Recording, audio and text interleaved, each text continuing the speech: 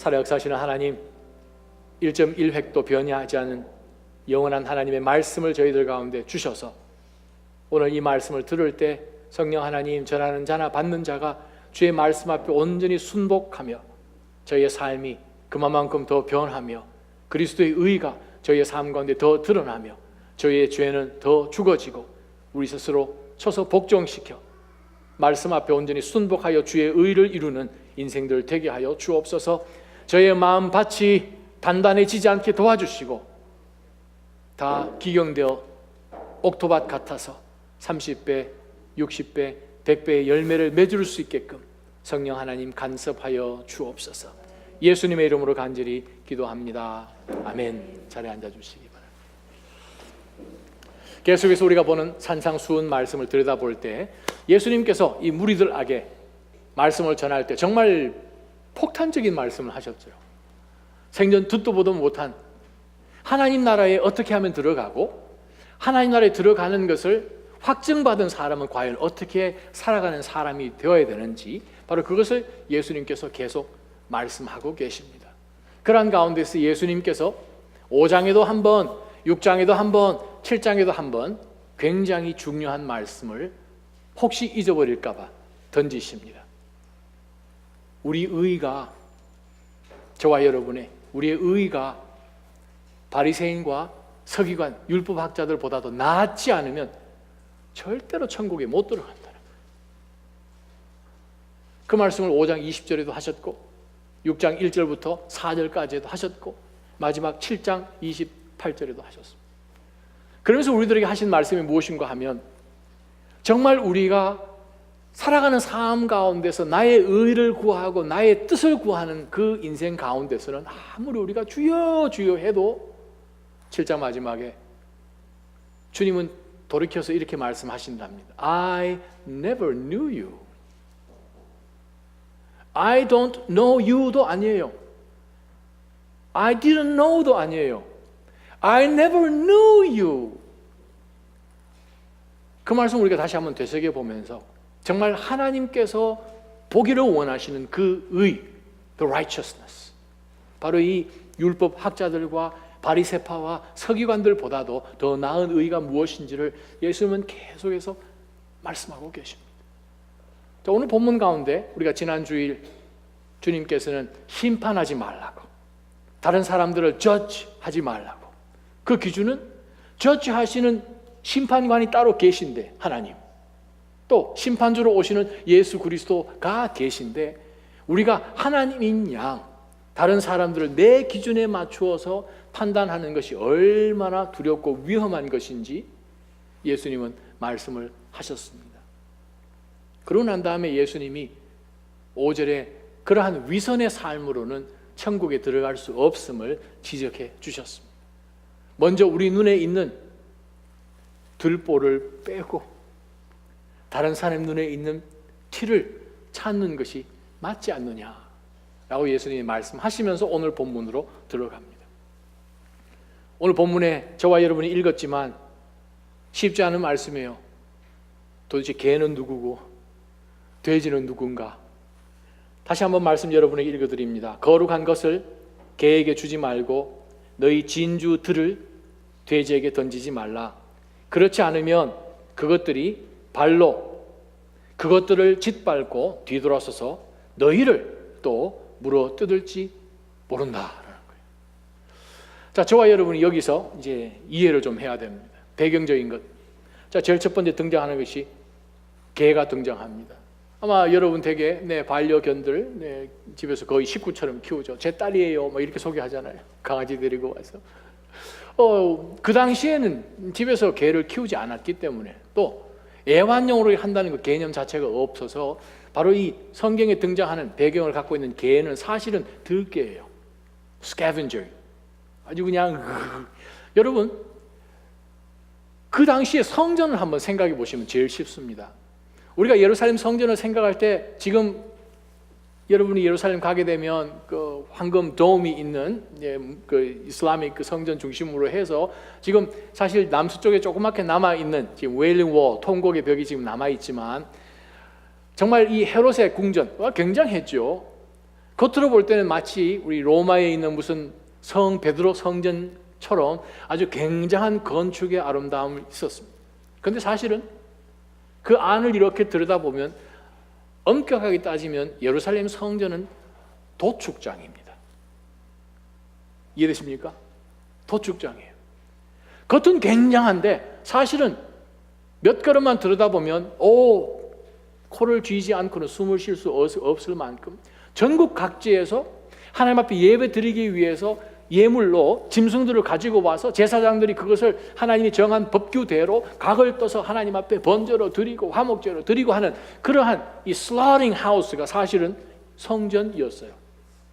아침부터 저녁까지 하나님 앞에 예물로 드리고 하나님 앞에 번제로 태워 드리는 가운데서 저녁 해가 이제 점점 뉴욕 넘어갑니다. 어떻게 해요? 아직 남았는데 방법은 제단 위에서 다 태우는 방법밖에 없습니다. 하나님 앞에 예배하는 자들이 가지고 온 하나님 앞에 거룩하게 구별되어서 예배하는 자도 손을 얹고 기도했고 제사장도 손을 얹고 구별하여서 하나님 앞에 드려진 이 예물로 바쳐진 성물이 그 다음 날까지 남겨둘 수가 없기 때문에 마지막 남았을 때는 제단 위에서 다 태웁니다. 근데 그 당시에 집에서 개를 키우지 않으니 이 들깨들은 어디서 먹습니까? 어떻게 해서든 먹이가 될 만한 것들을 찾아서 성읍 주위로 다니죠. 만약에 제사장 중에 한 사람이 약간 이상해지셔서 하나님 앞에 드려진 거룩한 예물을 뒷문을 열고 개에게 야따 일로 와라 메리 해가지고 와서 개들에게 던질 수 있을까요? 상상을 못하는 일이죠. 자, 그것이 배경입니다. 자, 그 당시에 돼지, 여러분이 생각하시는 무슨 이 월트 디즈니나 이런 만화 영화에 등장하는 핑크빛의 아주 이쁜 통신통신한 그 목에도 때로는 이 목걸이도 막 차고 나오는 그런 돼지가 아니라 이건 유러피안 쪽에서 넘어온 그러한 이 피가 섞여 있는 산돼지죠. 멧돼지. 아주 사납습니다. 거의 맹수에 가까운 그 멧돼지를 지금 이야기하고 있습니다. 왜 돼지는 안 키웠으니까. 유대 지방에는 돼지가 없었으니까 이방인들은 돼지를 가축으로 해서 키우는 정도였지만 지금 오늘 본문에 등장하는 그 돼지는 boars죠. 멧돼지예요. 자, 그 돼지에게 예수님은 이렇게 말씀하십니다. 진주들을 던지지 말라는 거예요. 자, 진주는 겉으로 이렇게 얼핏 보면 뭐 콩하고 비슷하잖아요. 돼지가 지금 배가 너무 고파서 하고 이제 다녔는데 지나가던 어떤 한 사람이 물론 그런 일도 없겠지만 목걸이 진주를 한 움큼 이렇게 손에 잡아다가 돼지 앞에 이렇게 싹 던졌어요. 나는 그게 너무 귀하고 이건 뭐 값으로 치를 수 없을 만큼 귀한 보물을 던졌어요. 보석을 던졌어요. 돼지가 처음에 얼마나 좋았을까요? 콩 떨어진다 해가지고 막 가서 씹어보니까 이 이빨이 나간 거예요. 부러졌어요. 맛이 하나도 없어요. 소화할 수가 없어요. 보니까 이게 콩이 아닌 거예요. 자기가 늘 먹던. 어떻게 해요? 돌아서가지고 나를 뭐로 아냐? 나를 놀렸냐? 음식 가지고 장난치는 사람 내가 제일 싫다. 이렇게 하면서 돼지가 돌아섰겠죠. 그래가지고 오늘 본문에 보면 던진 그 사람에게 와서 그냥 치받으면서 짓밟는다라고 말씀을 하십니다. 근데 오늘 이 말씀을 이제 우리가 한번 들여다봐야 됩니다. 말씀이 쉽지가 않아요. 도대체 이 의미가 무엇인지. 사실 복음서에 등장하는 개, 이방인을 가르치고 특별히 예수님께서 증거하는 그 복음에 대적하는 것을 말씀하실 때에 개라는 표현을 사실 예수님께서 자주 쓰셨습니다. 마태복음 15장 26절에도 그렇게 말씀하셨어요. 또한 영적인 이방인들, 또한 유대주의자들, 거짓 선지자들, 그러한 사람들을 가리켜서 성경에는 곳곳에서 개라는 표현을 쓰죠. 빌립보서 3장 2절에도 나옵니다. 베드로후서 2장 22절에는 그들을 표현하면서 그냥 토해놓은데 그 토해놓은 대로 다시 한번 뛰쳐 들어가는 바로 그런 것. 또 돼지가 깨끗하게 씻겨놓았는데도 불구하고 그가 쫓아가서 뒹굴었던 그 진흙탕 그 더러운 곳으로 다시 되돌아가는 육체의 의를 따르고 율법을 따라서 어떻게 해서 인간의 의를 만들려고 하는 그것에서 예수 그리스도께서 십자가에서 죽으시고 우리에게 참 자유를 주셨는데, 만약에 우리가 다시 육체로 돌아간다면, 우리가 만드는 어떤 제도 속으로 들어가서 그것을 순종하며 그 일을 행할 때 우리는 구원받는 것입니다 라는 거짓 가르침을 교회 안에 거짓 선생들이 들어와서 한다면, 그것은 마치 우리가 이것으로 하나님을 의롭게 할 수 없지 않습니까? 토해냈어요. 우리가 그것이 더러운지도 알지 못한 가운데서 그냥 그 오물 한가운데서 움직이며 살다가 예수 그리스도께서 십자가의 보혈로 우리를 깨끗하게 씻겨주셨는데 다시 우리의 옛 모습으로 들어간다는 것은 말도 되지 않는 거죠. 400년을 이집트에서 종살이 했잖아요. 그냥 그 나라에서 이민자로 사는 정도가 아니라 슬레이브스로 거기서 살았잖아요. 매일 채찍 맞으면서 멸시당하면서 그 어떤 자유도 없이 인간 자체로 인정받지 못하는 그곳에서 400년을 지나는 가운데서 하나님이 구속의 언약을 기억하셔서 이미 아브라함에게 주셨던 그 언약을 기억하셔서 모세를 통하여서 이스라엘 백성들을 400년 동안 종살이하던 그들을 끄집어내 주셨어요. 그들이 이제는 하나님이 준비하신 그 약속의 땅으로 들어가는 가운데서 만약에 그들이 voluntarily 자신들이 자원하여서 그 뒤로 돌아간다면 그건 무슨 일이겠어요? 자, 오늘 본문을 통하여서 저와 여러분이 한번 나눠보았으면 좋겠습니다. 오늘 본문 가운데서 우리가 던져야 되는 질문이 있습니다. 예수님께서 여기서 왜 이 말씀을 하셨나? 앞부분에는 남을 판단하지 말라고 말씀하시고 바로 7절부터는 또 구하라, 찾으라, 문을 두드리라 계속 기도의 말씀을 또 말씀하시는데 그 중간에 갑자기 개 이야기 하시고 돼지 이야기 하시고 거룩한 것을 던지지 말고 또 너희 진주들을 돼지 앞에서 던지지 말라, 오히려 너희가 큰일 난다 라는 그 말씀을 주셨는데 도대체 이 말씀이 무슨 의미인지를 지난 2000년 동안 성경학자들이 고민하는 가운데서 결론 3가지밖에 없습니다. 우리가 오늘 주신 말씀 거룩을 지키자. 오늘 예수님이 말씀하십니다. 너희 거룩한 것을 함부로 주지 말라는 거죠. 그러면 그 거룩의 의미가 무엇인지를 오늘 볼 때 첫 번째부터 영적 교훈이 있습니다. 전통적으로 내려오는 것, 바로 이 진주, 하나님의 나라를 상징하잖아요. 복음을 상징하잖아요. 우리가 하나님께서 우리 가운데 주신 이 하나님의 나라, 산상수훈 5장, 6장, 7장에 이르도록 계속 주시는 이 하나님의 나라를, 그것을 받을 준비가 되어 있지 않은 자에게 함부로 주지 말라는 말씀을 주신 거예요. 때로는 우리가 복음을 전할 때 상대방이 지금 술이 이만큼 채서 있는데 그 사람에게 정말 신령한 그런 이야기를 해봐야 전혀 그 사람이 말씀을 받을 준비가 안 되어 있을 뿐만 아니라 오히려 그것을 전하는 사람에게 완전히 멸시를 하고 조롱을 하고 정말 하나님의 이름이 정말 땅에 떨어지는 그러한 일들이 있을 수 있겠죠.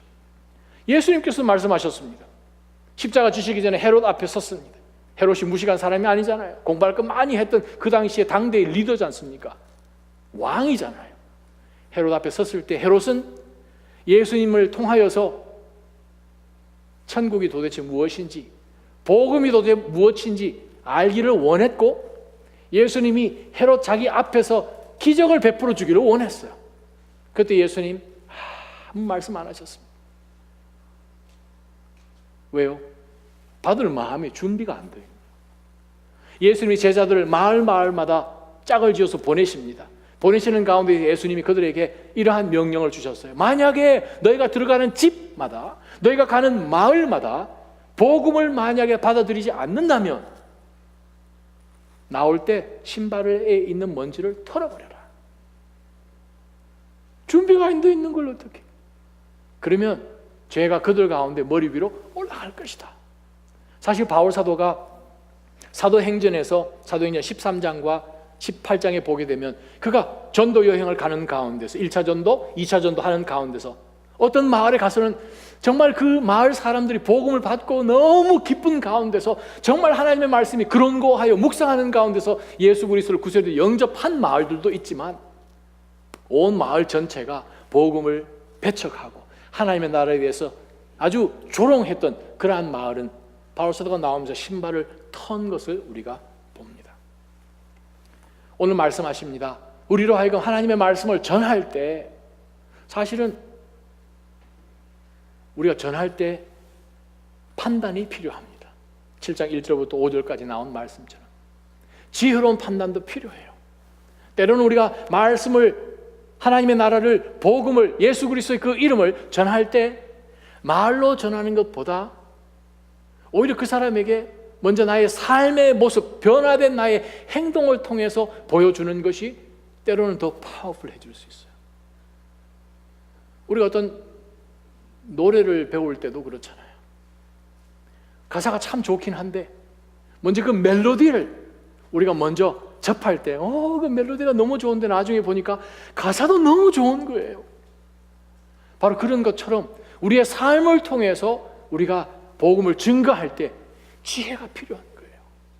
하나님의 나라를 아직 준비되지 않은 것 가운데서 그냥 거룩한 것을 던졌을 때 그 거룩한 것이 나의 잘못된 판단과 분별력 없이 나눔으로 인하여서 거룩한 것이 만약에 짓밟힌다면 그것은 옳은 것이 아니라라고 볼 수 있죠.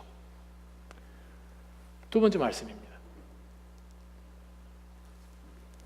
지난 2000년 가운데 특별히 초기 수백 년 동안은 바로 이 본문의 말씀이 무엇을 뜻하는가 하면 성찬을 뜻한다라고 교회 리더십들은 가르쳤습니다. 사실 AD 240년경에 지금 현존하고 있는 가장 최고로 오래된 교회 성례법이 있습니다. 디다스칼리아 아포스톨로룸이라고 해서 AD 240년경에 기록된 바로 그것이 지금 현존하고 있는 가장 오래된 예배 서식 가운데서 성찬을 할 때마다 성찬을 직접 하는 목사가 이렇게 얘기를 해야 됩니다. 공동체에게 주 예수 그리스도의 이름으로 세례를 받은 자 외에는 절대로 성찬의 떡과 잔을 받을 수 없게 하라. 주께서 여기에 대해 말씀하셨듯이 거룩한 것을 개에게 주지 말라 라는 이 말을 성찬할 때 제일 먼저 하게끔 되어 있다는 거예요. 그렇습니다. 우리가 오늘 이 말씀을 잠깐 들여다볼 때에 거룩한 것은 거룩한 자들을 위해서만 주셨습니다.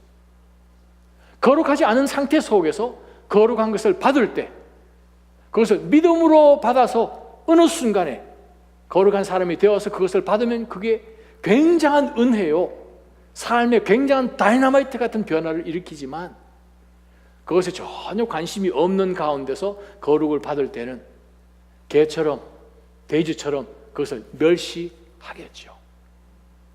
거룩한 믿음의 성도들 삶 가운데서 오늘 매달 저희가 성만찬에 들어갈 때 어떠세요, 여러분? 우리 주 예수 그리스도의 피, 몸, 그 상징되는 떡과 잔을 여러분 받으실 때 어느 정도 거룩하게 여러분 이것을 받고 계십니까? 성찬의 의미, 우리 주 예수 그리스도의 몸과 피를 상징하는 그것이 우리 몸 안으로 들어왔어요. 그 거룩한 주님의 성체가 우리 안에 들어왔어요. 예수 그리스도를 통해서 우리가 하나님의 거룩한 자들이 되었어요. 성만찬에 다시 한번 동참하면서 우리가 누구인지를 다시 한번 리마인드 되면서 우리 삶 가운데 우리의 매일매일의 삶이 하나님 앞에 드려지는 삶으로 나아가지 못한다면 성찬의 의미가 무엇이겠습니까? 여러분, 성찬에 참여하실 때 바로 이 거룩한 Holy Communion, 유카리스트. 그 유카리스트란 그 말은 카리스란 말에서 나왔죠. 은혜란 뜻입니다. Gratitude, 감사하다는 거예요. 함께 감사하다는 거예요. 바로 그것을 우리가 생각을 하고 마음에 품고 성찬을 참여할 때 바로 이 거룩한 이 동참은 여러분에게 주어진 것입니다. 이 성찬을 통해서 하나님은 엄청난 일들을 하십니다. 다시 한번 우리 삶 가운데 주께 사신 일들이 기억나며 우리가 하나님 앞에 어떠한 삶으로 드려야 하며 그리스도께서 얼마나 굉장한 희생을 십자가 위에 주셨기 때문에 내가 하나님의 거룩한 자가 되었는지를 다시 한번 자각할 수 있는 몇 안 되는 교회의 성례이기 때문에 그렇습니다. Church ordinances. 사랑하는 나자님 성도 여러분, 성만찬을 마치 어떤 아무 종교에서나 하는 이방 종교에서나 발견되어지는 어떤 리추얼처럼 생각하지 말기를 주님의 이름으로 축원합니다. 바로 이것은 정말 2000년 기독교 역사 가운데서 초기 수백 년 동안에 성도들이 모일 때마다 애찬과 성찬을 함께 나눴다는 거죠. 기독교 기록들을 보게 되면 교회에 그냥 예수 그리스도를 알지 못하는 사람이 친구 따라왔을 때 절대 성찬에 참여할 수 없었어요. 지나가다 들려서 성찬에 절대 참여할 수 없도록 했습니다. 예수 그리스도를 구세주로 고백하고 세례받은 주의 백성들이 거룩한 무리들에게 주신 이 거룩한 떡과 잔을 받을 때 우리가 이 땅 가운데 살지만 하나님의 사람들인 것을 다시 한번 기억하며 우리의 삶이 하나님의 거룩한 성찬이 되도록 하나님께서 주신 것입니다. 사랑하는 나자님 성도 여러분, 바로 이 성찬이 매달 첫째 주 하는 것이지만 이것이 마치 그냥 해치워버리는 것으로 절대 생각하지 마십시오. 이 포도주스 오늘 저기 쇼즈에서 샀는데 담는 순간 이것은 우리가 마켓에서 샀던 그 포도주가 아님을 믿습니다. 아멘. 우리가 받는 순간 이것이 집에서 먹는 그 많은 컵에 담겼던 그 중에 한 일부분의 포도주스가 아니라 그리스도의 피를 상징하는 잔인 줄 믿습니다. 떡, 바로 나를 살리기 위해서 2000년 전에 십자가 위에서 달리기 위해서 오셨던 성육신 하신 우리 주 예수 그리스도의 몸이 떡으로 상징되어서 주님이 제자들에게 주신 것 동일한 것처럼 바로 그것이 우리에게 상징이 되어서 받은 줄 믿습니다. 성찬에 참여할 때 여러분 거룩하게 참여하시기를 주님의 이름으로 축원합니다. 세 번째, 오늘 이 본문의 말씀을 역사적으로 어떻게 해석을 했냐 하면 오늘 본문 가운데서 바로 이 위치가 얼마나 중요한지, 오늘 본문 가운데 예수님께서는 사실 큰 산상수훈의 컨텍스트에서 볼 때는 사실 이것이 6장까지 넘어가서 6장 앞부분에 하나님이 기도에 대한 내용으로 계속 해내려 오십니다. 기도에 대한 말씀을 계속 하시면서 7장까지 넘어와서는 바로 그 다음 7절부터 이어지는 우리가 계속해서 하나님 앞에 찾고 구하고 두드리는 기도의 말씀을 하시는 바로 그 한 중간에 주님께서 이 본문의 말씀을 주셨다는 거예요. 그 말은 무엇인가 우리가 기도하지 않고서는 우리의 거룩한 것이 분별력 없이 행함으로 인하여 빼앗길 수 있다는 것을 예수님께서는 말씀을 주십니다.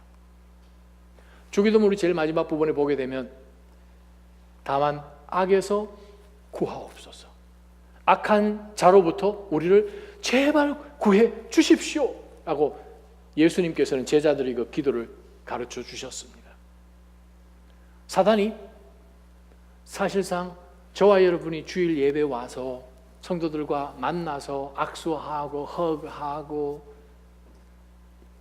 주일 선데이 크리스천처럼 일주일 정말 경건하게 거룩하게 살았던 것처럼 우리가 얼마든지 그런 모습을 가지고 이곳 가운데 나왔다면 사실상 사탄은 그렇게 위협하게 생각하지 않습니다.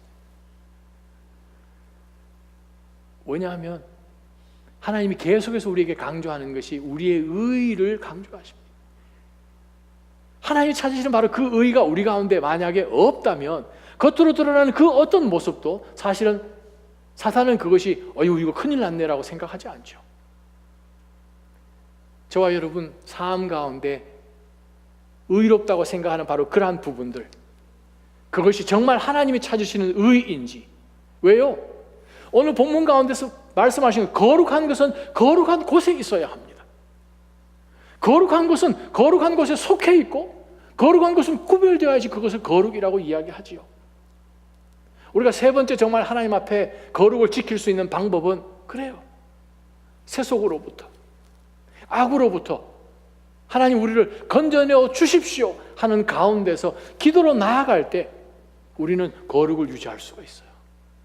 사단이 우리를 향하여서 공격하는 것은 한 가지밖에 없어요. 어떻게 해서든 저와 여러분 삶 가운데 가장 거룩하고 소중한 것, 하늘 아버지와의 관계죠. 아버지와의 동행이죠. 어떻게 해서 하나님과 붙어서 살려고 하는 바로 그것으로부터 떼내어서 내가 내 스스로의 의의를 가지고 살도록 하는 것, 그것을 사탄은 어떻게 해서든 꿰내죠. 적당하게 신앙생활 할 수 있어요. 주일 예배 가운데서 적당하게 썬데이 크리스천처럼 우리가 할 수 있어요. 한 주 동안 그냥 하나님을 잘 모르고 그냥 내 삶 가운데서 바쁘게만 살 수도 있다는 거죠. 주일 왔습니다. 이 정도면 의로운 거지요. 주일 예배까지 왔는데. 그러한 생각까지 만약에 있다면 우리는 정말 오늘 본문을 들여다보면서 와, 정말 거룩한 것, 하나님이 나에게 거룩을 심어주셨고 하나님이 거룩하시니 우리로 하여금 거룩하게 만들어주셨고 거룩한 자에게 속해 있는 우리를 세속 가운데서 버리지 않게끔 우리는 정말 하나님 앞에 간구해야 되는 것을 말씀하십니다. 성경 말씀 한 구절 제가 읽어드릴게요. 누가복음 22장입니다. 예수님께서 베드로에게 하신 말씀이에요. 제자들에게 하신 말씀이에요. 사탄이 너희들을 밀처럼 체질하겠다고 요구했으나 나는 바로 너가 믿음을 잃지 않도록 너를 위해서 기도했다라고 예수님이 베드로에게 말씀하셨습니다. 사탄은 제자들을 어떻게 해서든 그리스도께서 그들에게 커미션 주셔서 주의 나라를 선포하고 하나님의 의를 땅 끝까지 전하는 그 일을 하게끔 예수님께서 보내시려고 하는데 사탄은 어떻게 해서든 그 커미션을 예수님으로부터 받지 못하고 그들 마음대로 살게끔 하기 위해서 떼내어 놓으려고 어떻게 해서든 이들을 그냥 혼돈되어서 헷갈려서 마음대로 살게끔 하기 위해 사탄이 공격하는 것을 예수님이 아셨다는 거예요. 예수님이 아셔서 바로 이들을 위해서, 특히 베드로를 위해서 기도했다는 거예요. 악에 빠지지 않도록, 거룩을 잃어버리지 않도록. 제가 졸업했던 그 신학교 교수님 중에 한 분이 달라스 카우보이스 있죠? 풋볼팀 달라스 카우보이스의 채플린으로 오랫동안 있었습니다. 바로 그 교수님 수업 시간에 들어와서 하신 말씀이 우리 선수들 중에 한 명이 예수님을 영접을 해서 크리스찬이 됐다는 거예요. 정말 그전의 삶은 정말 똑같았는데 거룩, 걷자도 몰랐는데 예수 그리스도를 영접한 다음에 정말 그 구단에서 다른 선수들과 함께 그동안 자기가 정말 어떻게 살았는지 다 아는데 어느 한순간에 예수 그리스도에 대해서 궁금증이 생긴 가운데 채플린과 얘기를 나누고 마침내 예수 그리스도를 구세주로 영접하게 되었습니다. 그래서 그 선수가 그리스도인으로 이제 살게 됩니다. 다른 곳으로 원정을 갔대요. 원정을 갔는데 게임을 끝나고 난 다음에 파티를 하잖아요. 파티를 하는데 파티가 그냥 아주 난장판이잖아요. 옆에 있는 선수들이 목사님 창녀들을 불러와서 창녀도 호주머니에 1,000불씩 끼워 넣어주면서 네가 오늘 밤에 저놈을 침대에 끌고 가기만 하면 내가 너 호주머니 넣어준 거 몇 배를 더 주겠다. 어떻게 해서 한번 꼬셔봐라.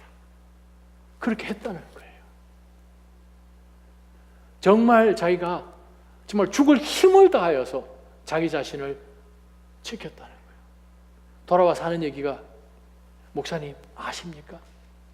내가 만약에 그날 저녁에 옛날처럼 나도 똑같이 행동하면서 그들처럼 그냥 술을 마시고 음란하게 만약에 했더라면 그들이요 절대 저를 웰컴 백이라고 하지 않았을 겁니다. 저를 완전히 짓밟아 버렸을 거예요.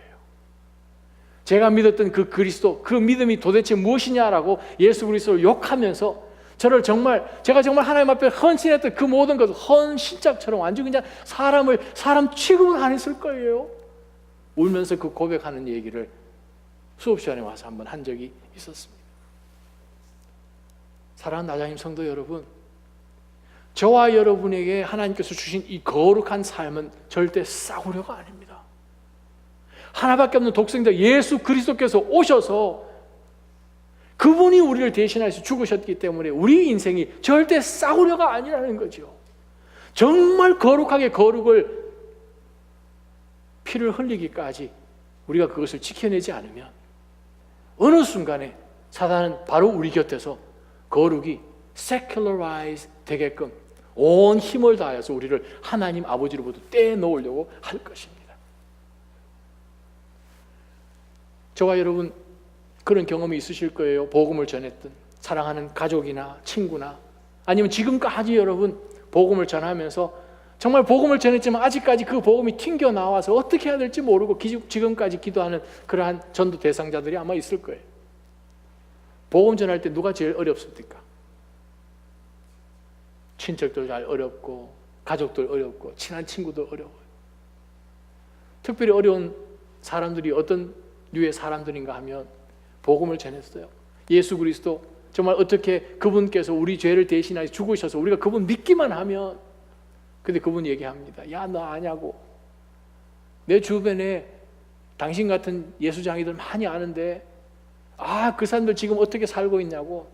똑같이 나보다도 더 지금 험하게 사는데 그 사람들 옛날에 정말 잘 믿었거든. 근데 나중에 보니까 그 사람 우리보다 더해요, 더해. 그러면서 여러분 앞에 이름을 댑니다. 누구 이름 대면서 내 이런 사람 아는데, 그거 들을 때 정말 힘들잖아요. 정말 힘들어요.